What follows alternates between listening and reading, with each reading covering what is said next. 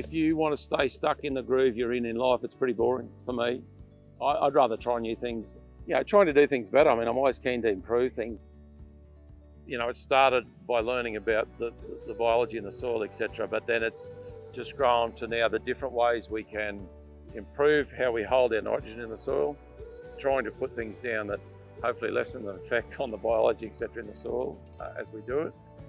Some of the things that we've tried since doing the Soil Food Web course, started making compost teas to do compost tea extracts that we've liquid injected with our seed as we plant.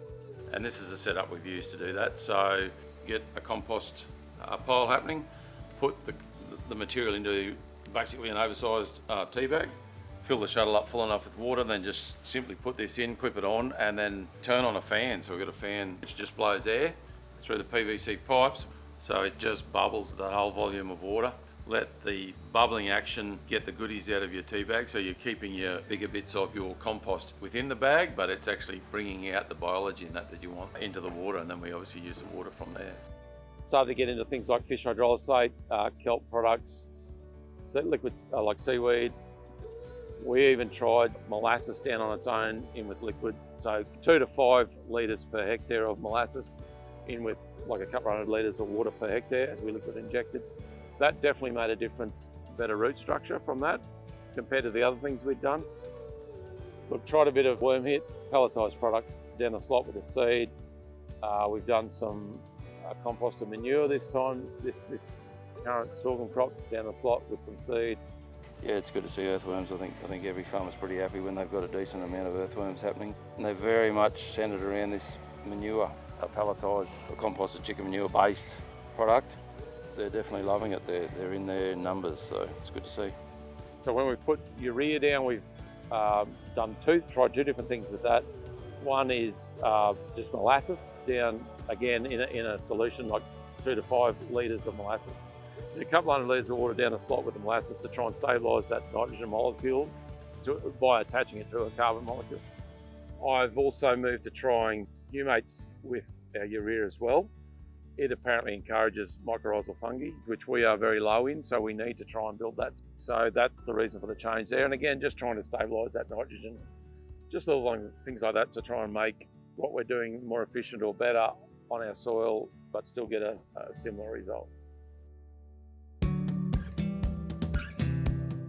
Cropping wise, we've tried some multi-species. So we planted our first multi-species crop May last year.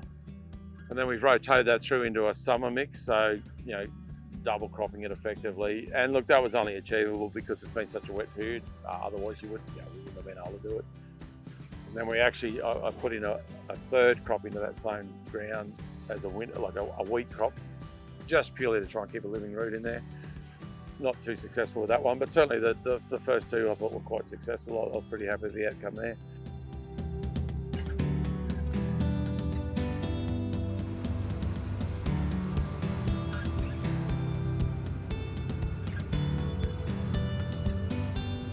This is one of the 3 that we put the multi-species into, so a 12-way multi-species into last year. There's some plantain, there's cowpeas, some oats. We've got chicory over the back, the bigger plants are chicory. There's a bit of wheat. This year did have a cash component to it, so we were able to get some money back out of this paddock.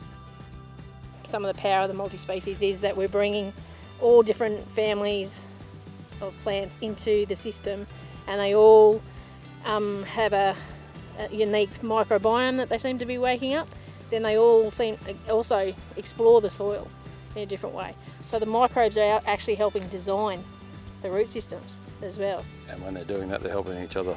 Each plant is helping each other in its own. Yeah, that's right. So they actually see each other as, what's your gift potentially to me, and what can I give to you? Yep. So there's more, sharing. And then even all this material, it'll be dying down and cycling back in. And that might then, another plant might recruit right in amongst that. In 2018 we did the counts on the biology that we had in the soil, so bacteria and fungi. So I'd be keen to see what changes have happened since this has basically been through its last 18 months of a multi-species combination. I'll be disappointed if that hasn't changed a bit, if we haven't got a bit more fungal activity happening.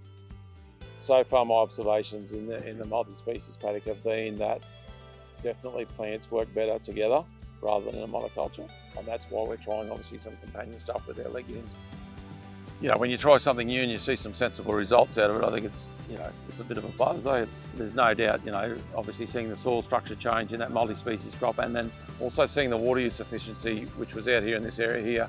You know, I've seen enough that tells me that there is definitely something there. I've really enjoyed the last 18 months, seeing the changes I've seen and giving me the confidence to keep going.